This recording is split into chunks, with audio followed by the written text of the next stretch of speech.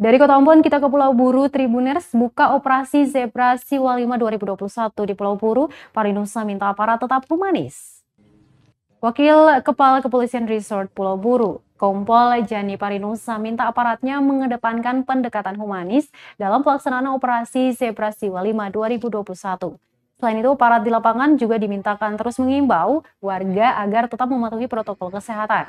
Dijelaskan pertumbuhan transportasi di wilayah Pulau Buru menunjukkan peningkatan signifikan.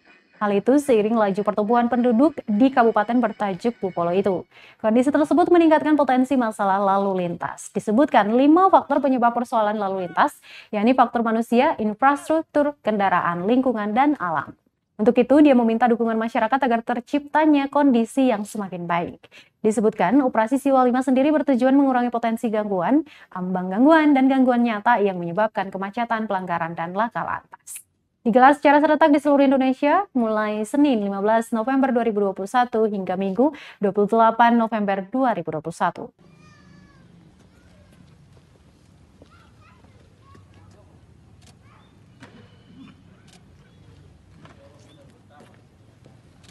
Oleh masyarakat Pulau Buru sebagai sarana transportasi dan menjalankan aktivitasnya sehari-hari. Pesatnya perkembangan transportasi tersebut menimbulkan permasalahan di bidang lalu lintas. Terima kasih sudah nonton. Jangan lupa like, subscribe, dan share ya.